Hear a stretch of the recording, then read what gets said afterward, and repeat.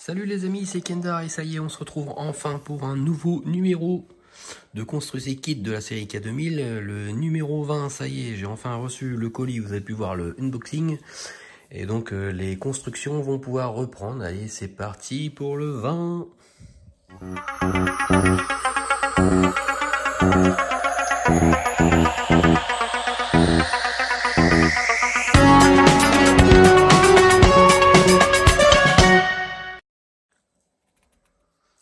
Allez, c'est parti. Alors, que nous réservent ces petites pièces? Déjà, je peux pas deviner ce que c'est.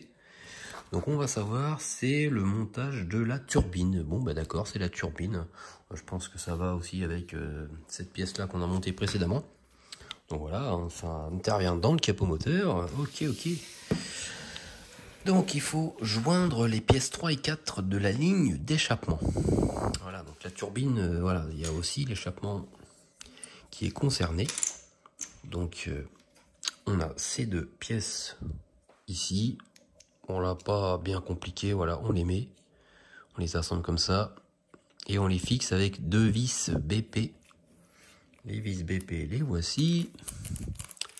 Alors deux petites, voilà. Alors là c'est pas une pièce en métal, c'est une pièce en plastique. Voilà.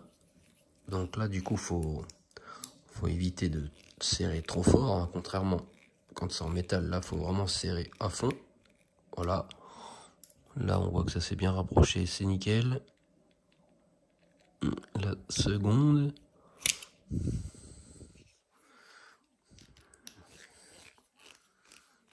voilà, quelques tours de tournevis et voilà, ça c'est assemblé.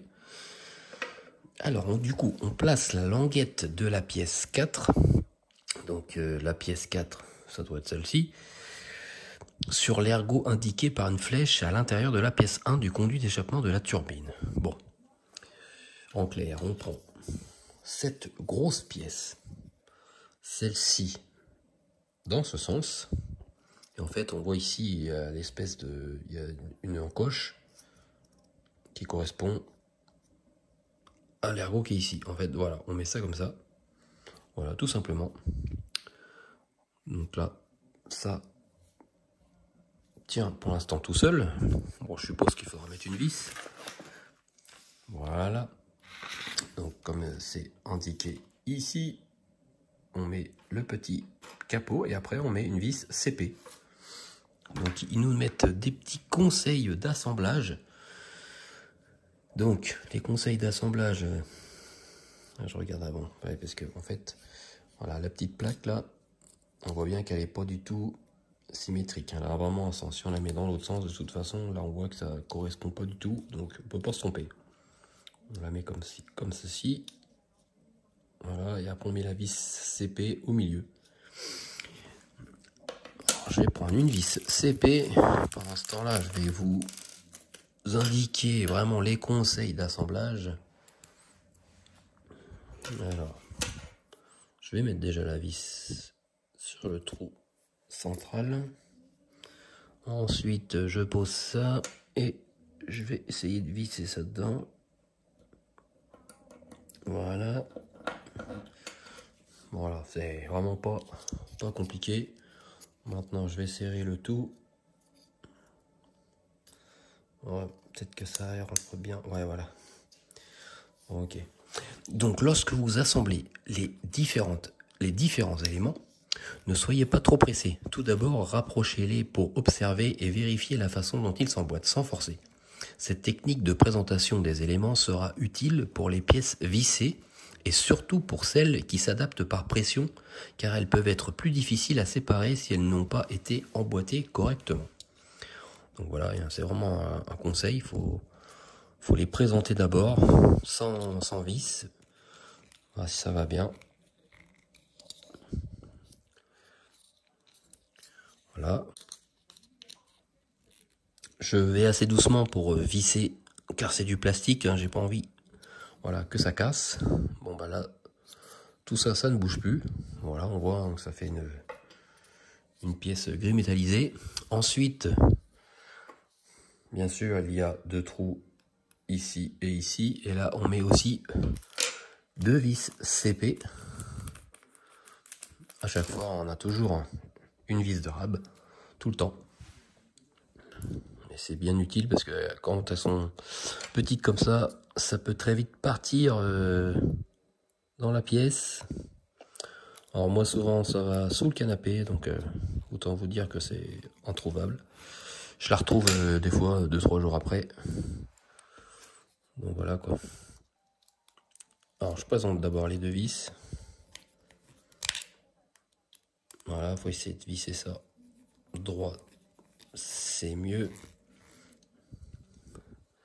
Alors donc à l'aide des 2 autres vis CP, fixez maintenant la pièce 2, celle-ci quoi, sur le conduit d'échappement de droite.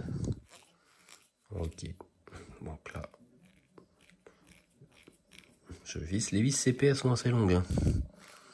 Ça fait beaucoup de vis pour tenir les petites pièces en plastique, hein, je trouve, mais bon.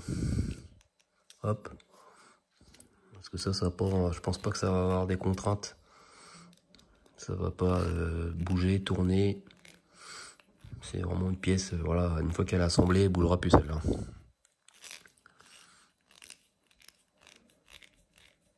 Voilà. Bon ben voilà, tout est bien fixé. Bon, ça fait une pièce en plastique gris métallisé. On voit bien les petites paillettes. Le gris il est assez sympa. Donc la photo montre le conduit d'échappement de la turbine montée avec ce numéro. Notez que la lettre R pour right, droite, figurant à l'intérieur, correspond à sa position dans l'ensemble de la turbine. Voilà, on voit le petit R ici. Voilà.